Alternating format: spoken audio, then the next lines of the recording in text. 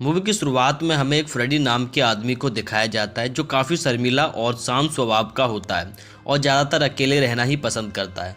Freddy काफ़ी time से शादी के लिए लड़की देख रहा है, लेकिन सभी लड़कियां उसे रिजेक्ट करके चली जाती हैं। फ्रेडी आज फिर एक लड़की से मिलने आया हुआ है, लेकिन अपनी घबराहट और अंडर कॉन्फिडेंट की वजह से यह लड़की भी उसे रिजेक्ट करके चली जाती है। यह देखकर कैफ़े वाले उसका बहुत ज़्यादा मजाक उड़ाते हैं।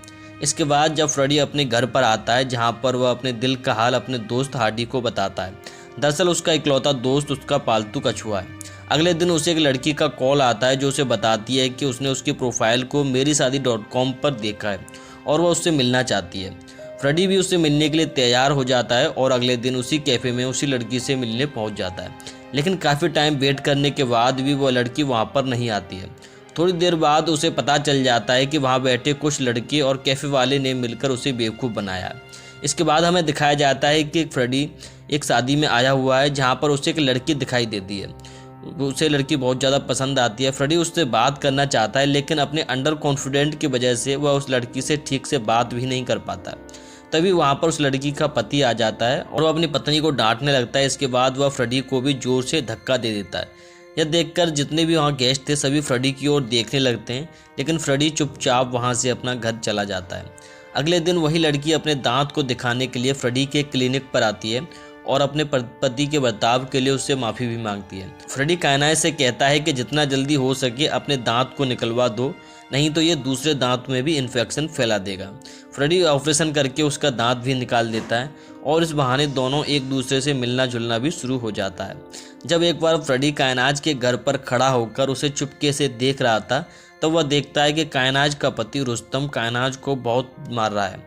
यह देखकर फ्रेडी को बहुत ज़्यादा गुस्सा आता है और अगले दिन जब फ्रेडी कायनात को दांत चेक करने के बहाने मिलने बुलाता है और कायनात से पूछता है कि तुम्हारा पति तुम्हें मारता है, जवाब में कायनात उसे बताती है कि उसके पति को उसका दोस्तों से मिलना पसंद नहीं है।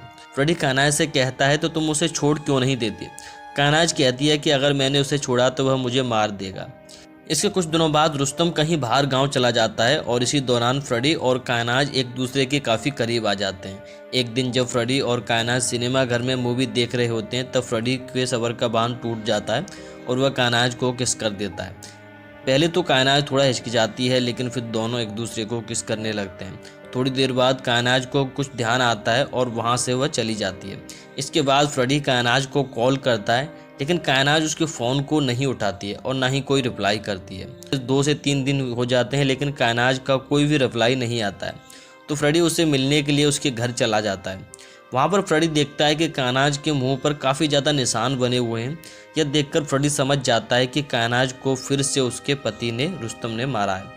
अब यहाँ पर फ्रेडी कायनात को शादी के लिए प्रपोज भी कर देता है, लेकिन कायनात उसके प्रपोजल को यह कहकर मना कर देती है कि वह शादीशुदा है और वह अगर अकेली होती तो शायद उससे शादी कर लेती। फिर काफ़ी दिनों तक सोचने के बाद फ्रेडी कायनात से कहता है कि उसके पति को रास्ते से हटा देते हैं। पहले तो कायनात उसे ऐसा करने से मना कर देती है, लेकिन बाद में वह मान जाती है।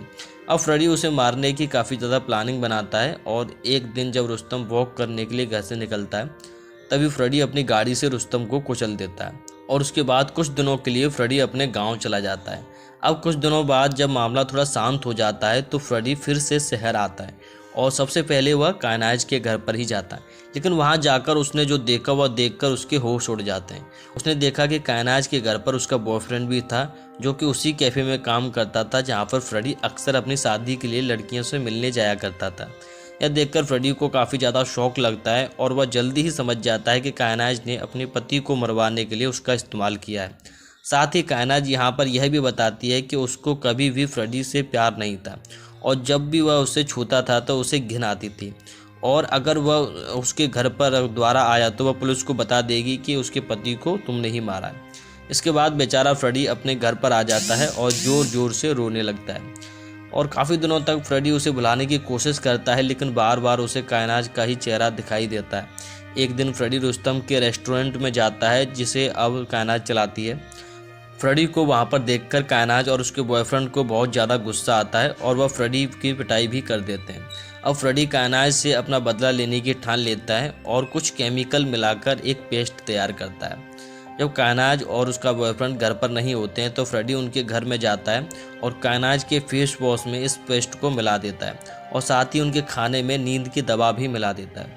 रात को जब कायनाज और उसका बॉयफ्रेंड नींद की दवा खाकर सो रहे होते हैं तभी वहाँ पर फ्रेडी आता है और उसके फ़ोन से अपने सारे मैसेज और फोटोज़ को डिलीट कर देता है। सुबह जब कायनाज की आंख खुलती है और वह अपने चेहरे को देखती है तो ज़ोर से चीखती है क्योंकि उसका चेहरा काफ़ी ज़्यादा ख़राब हो चुका था। कायनाज और उसका बॉयफ्रेंड तुरंत अस्पताल के लिए निकलते हैं लेकिन फ्रेडी ने उनकी गाड़ी की ब्रेक भी फेल कर दी थी। इससे उसका छोटा सा एक्सीडेंट भी हो जाता है। कुछ देर बाद कायनाज को पता चलता है कि उसके रेस्टोरेंट को सील किया जा रहा है क्योंकि किसी कस्टमर के खाने में छिपकली निकल आई। दरअसल वो कस्टमर कोई और नहीं बल्कि फ्रेडी ही होता है।